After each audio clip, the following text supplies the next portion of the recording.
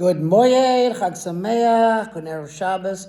Welcome to BJC Mitzvah Day, number 24, part 2. Mitzvah Day keeps your soul on its way. Again, we're using the Sefer HaChinuch, and we're discussing the prohibition to go beyond the Techum on the Shabbos. The boundary. Now up to the laws of the mitzvah.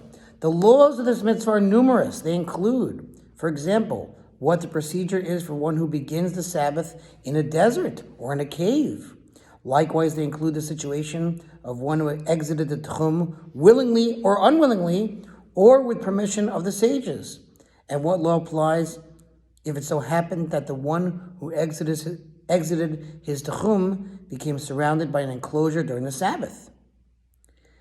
The Chinuch lists some laws pertaining to the definition of a city and a house in regard to the Techum. Also included are the case of a house that juts out beyond the other houses of the city, beyond the city limits, by 70 amos. Again, an amos is about 2 feet and a fraction.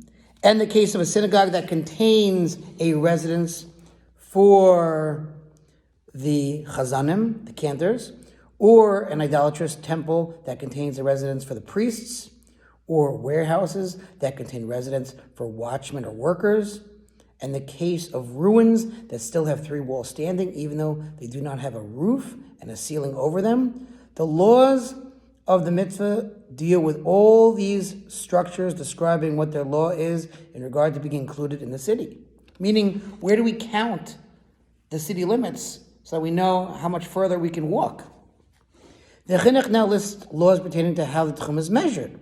The laws also include how to establish the boundaries of a city that is long and narrow, rectangular, square, circular, shaped like the Greek letter gamma, which is an inverted L, or shaped like a bow, so that we know from where to measure the Techum for it.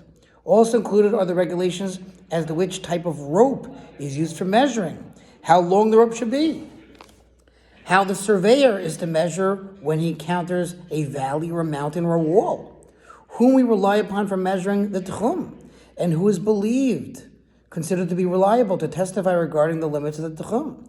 These laws, the additional details of this mitzvah, are elaborated in the tractate that is assembled on this topic, which is Tractate Eruvin. So I want to point out that we also do a halacha day, and we talked about how the mitzvah is really the bold print, but the halachas are the fine print. You see, we're learning this halacha. Don't go beyond the boundary of your city limit, right? Or of your limit if you're in a desert.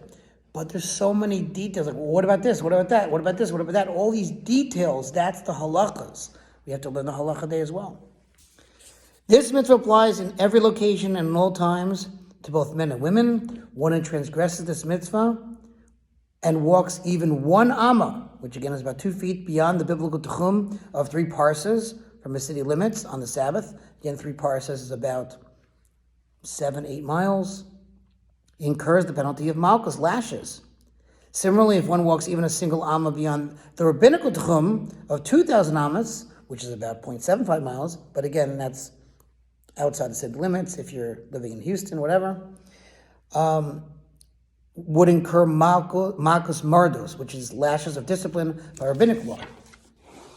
Okay, and the last thing he says is that, again, as we mentioned earlier, the Chinuch does count this as one of the biblical mitzvahs of the 613, as well as the Rambam, Maimonides, but there are others who don't, and he discusses why they don't. That's the Ramban, so that really part's not as relevant. So that was your mitzvah. Thanks for listening to Response Future Mitzvah. 3600 for gold. We'll see you Sunday night, as tonight is not only Shabbos, but also Saturday night begins Simchas Torah, so we're off until Sunday night. See you then.